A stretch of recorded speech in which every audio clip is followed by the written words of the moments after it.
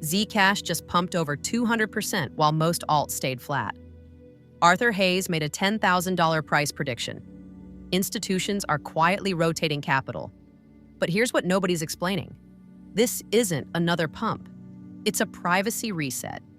And if you don't understand why the 1% are moving now, you're already behind. So what's really happening? Why Zcash?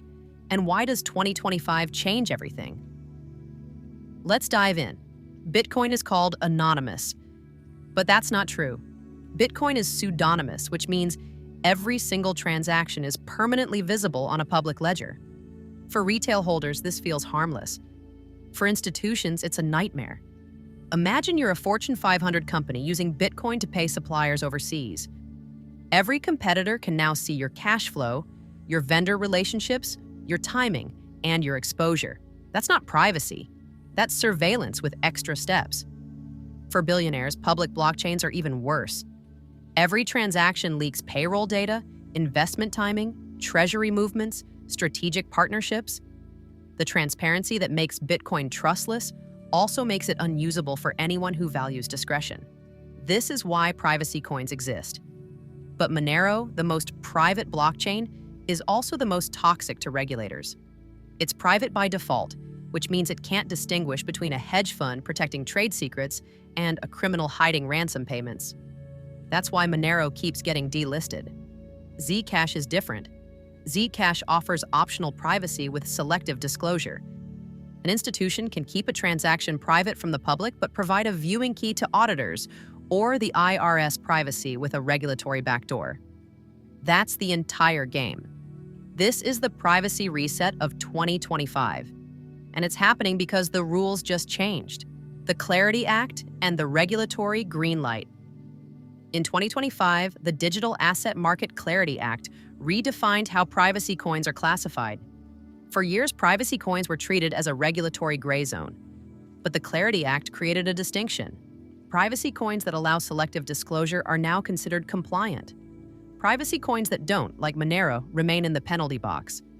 This single shift unlocked institutional capital. Zcash isn't a privacy coin for anarchists anymore. It's a compliant privacy standard for institutions. While Monero continues to face delistings from Binance and Kraken due to AML concerns, Zcash is being added to custody solutions, institutional trading desks, and even ETF discussions. The regulatory green light isn't subtle, it's explicit. Here's what selective disclosure actually means. When a corporation makes a private Zcash transaction, the details are hidden from the public blockchain. Competitors can't see it. But if the IRS requests an audit, the company can provide a viewing key that reveals the transaction details only to the regulator. Privacy for legitimate users. Transparency for law enforcement. Zcash became the only major privacy coin that could deliver both. The compliance advantage isn't theoretical, it's structural. Zcash uses zero-knowledge proofs to prove a transaction is valid without revealing any details. But unlike Monero, these proofs can be selectively disclosed after the fact. That's the technological key that unlocks institutional adoption. Regulators didn't just tolerate Zcash. They chose it. And once that choice was made, everything else followed. The smart money rotation. Arthur Hayes doesn't make random price predictions. When the former BitMEX CEO publicly targets $10,000 for Zcash, institutions pay attention.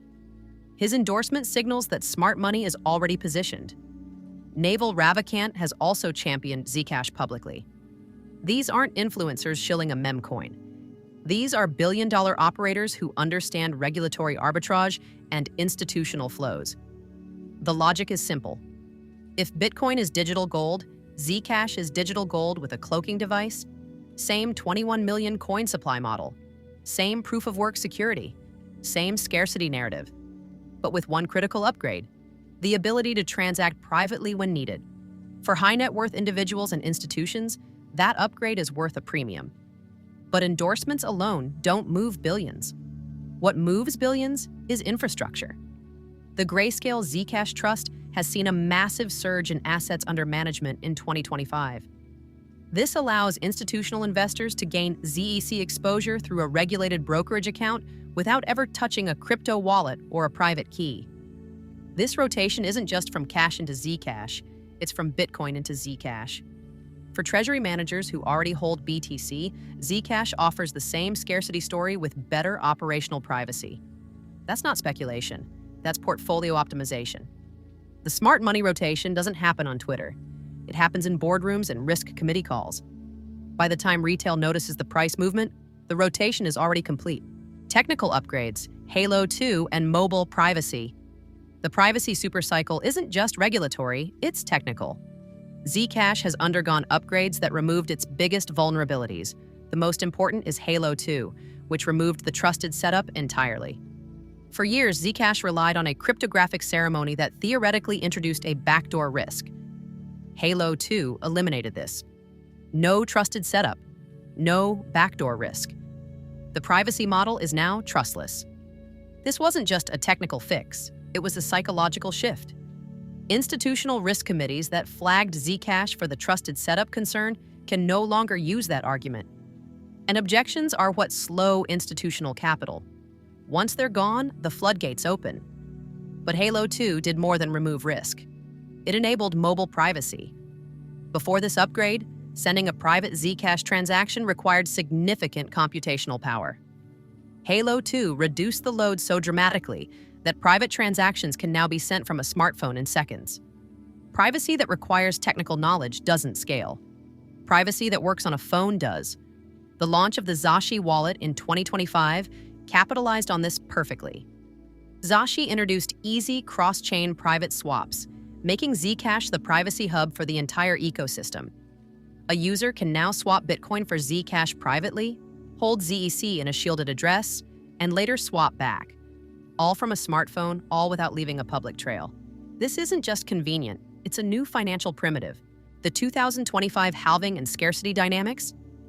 Zcash follows Bitcoin's playbook exactly. 21 million total coins, proof-of-work mining, and a halving every 4 years.